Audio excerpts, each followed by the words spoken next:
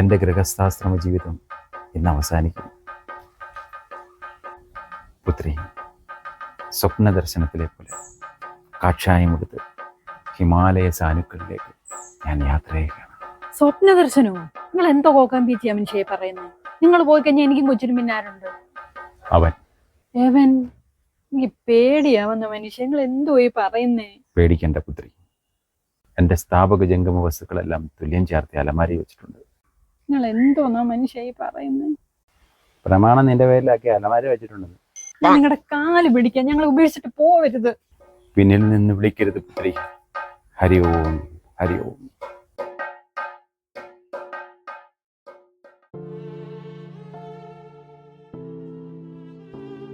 പീഡനം വരുന്നടാ, പീഡനം.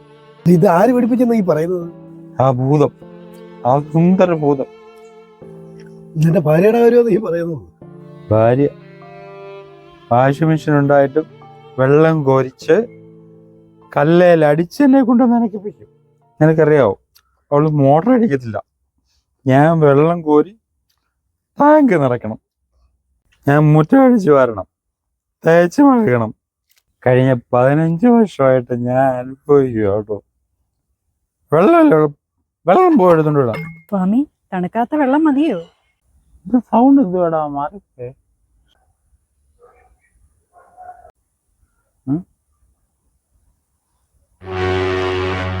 സ്വാമി, ആശ്രമത്തിലേക്ക് പോവാൻ സമയമായി, എഴുന്നള്ളിയാലും.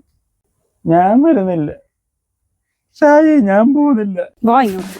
നിങ്ങൾ എവിടെ പോയാലും ഇത് ഇങ്ങേറിട്ട് വന്നിട്ട് പോത്തുള്ളത് എനിക്ക് വെക്കില്ല.